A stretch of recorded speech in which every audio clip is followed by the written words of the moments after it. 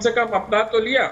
और एक और बात उन्होंने बड़ी ऐसी कह दी जिसके आज का ही प्रमाण दिया कि इंडिया अलायंस वाले लोग जो हैं वो श्री राम के भक्त हैं और उनको मानने वाले लोग हैं। भाई साहब, जरा शिवसेना के अपने अरविंद सावंत जी को कह लीजिए, प्रभु श्री राम को मानने वाला व्यक्ति कभी महिलाओं का अपमान नहीं कर सकता। अरविंद सावंत ने आज शिवसेना के कैंडिडेट शाइना एंथी के लिए जिस प्रकार की अभद्र टिप्पणी की है, वो तो कांग्रेस पार्टी के महासचिव अपने दूसरे नेत्री के लिए भी कर चुके हैं। क्या मतलब कैसे जोड़ोगे जब महिलाओं को ही नहीं जोड़ पा रहे हो आप? तो जाति तो बहुत दूर की बात है, आप महिलाओं को मतलब बाल कह रहे हो। ये इससे बड़ी आपत्तिजनक बात क्या हो सकती है? और ये बात करते हैं प्रभु श्री राम की, आचरण की, मर्यादा की, तो ये सब बातें करते हुए इस प्रकार के लोग खोखले लगते हैं। या तो आप प्रभु श्री राम का नाम मत लीजिए अगर महिलाओं का अपमान करना है तो, और महिलाओं को अगर आप नहीं जोड़ पा रहे हो तो आप जाति को कहां से जोड़ोगे? जब आप पत्रकारों की जाति पूछते हो, जब आप कवर करने वालों की जाति पूछते हो, और तो और आप महिलाओं के जो ब्यूटी पेजेंट होते हैं उसमें जाति ढूंढ रहे हो, तो आप जुड़ने की बात इंडिया अलायंस कहां कर रहा है? चूंकि योगी आदित्यनाथ के इस नैरेटिव से कटोगे तो कटोगे, विपक्ष बहुत बुरी तरह से डरा हुआ है। घबराया मैं नहीं कह रहा हूं, डरा हुआ है। इसलिए उसकी काट के लिए ये पॉजिटिविटी, ये तरह तरह के नारे लेके आना, इससे कुछ होने वाला नहीं है। सुचरिता जी, अगर इनको समाज में उदाहरण प्रस्तुत करना है, आचरण प्रस्तुत, क्या गलत कहा उन्होंने कहा ना अभी कि दुशासन और दुर्योधन की मानसिकता वाले लोग आएंगे, और आप देखिए इंडिया अलायंस के अरविंद सावंत को वही मानसिकता है ना द्रौपदी के चीरहरण के समय की मानसिकता थी, शाइना एंथी पर जो बयान दिया है उन्होंने। तो कैसी बातें कर रहे हैं? किसको जोड़ने की, किसको बनाने की बात कर रहे हैं? वोटरों को अब बेवकूफ आप नहीं बना सकते अपने आचरण से। और ये जो बार बार नारे बदल रहे हैं, हम ये कह भी रहे हैं फराज जी, ये जो नारे बार बार बदल रहे हैं, इसका तो सीधा मतलब ये है कि बटेंगे तो कटेंगे के नारा एक हिट है, उसकी काट आप ढूंढने में लगातार लगे हुए हैं कि कोई नारा ऐसा मिल जाए कि लोग बटेंगे तो कटेंगे को भूलें और आपका नारा अपना लें। पहले आप लोगों ने उसी चक्कर में आपने बोला ना बटेंगे ना कटेंगे, पीडीए के संग रहेंगे, ये वाला नारा दे दिया। फिर आपके नेता ने बोल दिया ना बटेंगे ना कटेंगे, जो कहेगा वो पिटेगा, ये वाली बात भी उन्होंने कह दी। तो कोई ना कोई ऐसी खोज चल रही है कि इस नारे को पीछे करके दूसरा आपका नारा फिट हो।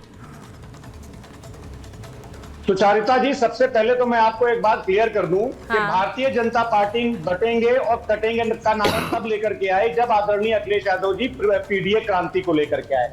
दूसरी बात यह है कि अभी विजय जी ने हरियाणा की बात करी, उसी हरियाणा में कांग्रेस का वोट शेयर 12% से बढ़ा है। तीसरी बात रावण की प्रवृत्ति वाली बात हुई, ये मैं आपको इंडियन एक्सप्रेस की 12 जुलाई की एक रिपोर्ट दिखा रहा हूं सुचारिता जी। इस रिपोर्ट के हिसाब से अरुणाचल प्रदेश के मुख्यमंत्री से लेकर के करण भूषण तक और अमिताभ यश जी से लेकर के संजय गुप्ता तक, इन लोगों ने उत्तर प्रदेश के अयोध्या में अवे प्राइसेस पर कितनी जमीनें खरीदी हैं, इसकी तरह से आप एक इन्वेस्टिगेटिव जर्नलिज्म के थ्रू करवा लीजिएगा। तीसरी बात, महिलाओं की बात हो रही थी, दीदी ये किसने कहा था? कितने करोड़ की गर्लफ्रेंड, ये किसने कहा था?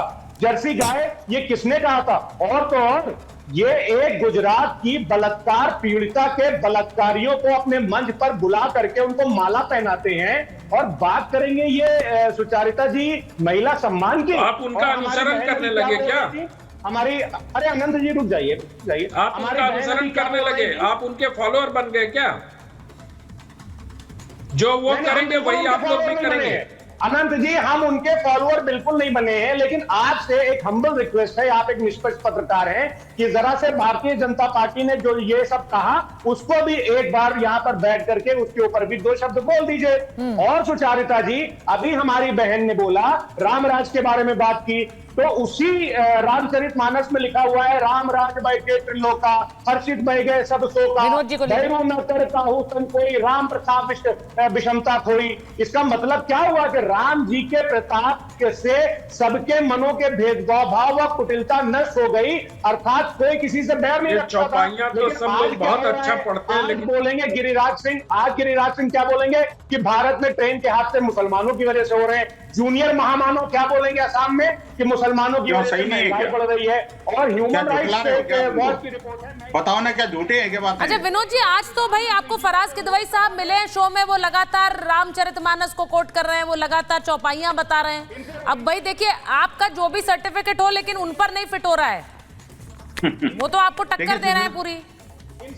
सुचरिता जी, पिछले 10 साल में जो पिछले 10 साल में जो कांग्रेस में या सपा के जो नेता थे, जो राम से, रामत्व से, राम और हिंदू से किनारा करते थे, वो सब अपने आप को हिंदू होने का सर्टिफिकेट बांट रहे हैं। और आज तो कमाल ये भी हो गया कि फराज किदवई साहब जो है ना, खुद भी रामचरितमानस लेकर के बैठे हैं। आप देखो ये बदलाव आ रहा है। लेकिन मैं पूछना चाहता हूँ, अच्छा एक एक करके, फराज जी वो बोल रहे हैं, एक एक करके बात कर लीजिए, समझ ही नहीं आता फिर। हाँ इसके बाद आऊंगी, हाँ देखिए, मैं अप्रिशिएट करता हूं, कम से कम उतना बदलाव आया है, क्योंकि राम जी का मंदिर बन गया है, भव्य मंदिर बन गया है। तो अब कम से कम सपाई जो, या जो मैं कहूंगा वो जो नमाजवादी पार्टी है, वो भी राम की तरफ लौट रही है। अच्छा संकेत है। लेकिन मुझे ये बताइए कि ट्रंप तो बोलेंगे, लेकिन जिहादी कुनबे के लोग जुबान नहीं खोलेंगे। आप मुझे बताइए कि हिंदू को तो बांटेंगे, पर जिहादियों के तलुए चाटेंगे। ये जो इक्वेशन बनना है ना जी, इस इक्वेशन को समझना पड़ेगा कि आखिरकार क्यों।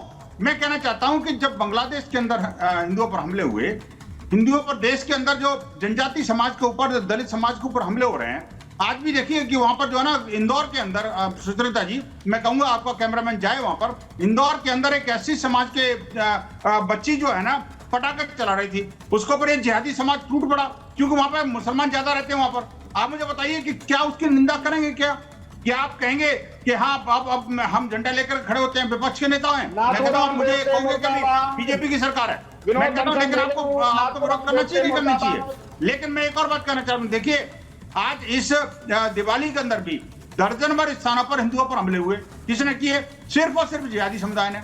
हमारे जब लाइट लगाएं तो हमला, जब कोई पटाखा चलाएं तो हमला, बच्चे को कुछ बोल दें तो हमला, दिवाली पर अगर बम फोड़ दें तो सिर फोड़ दें। और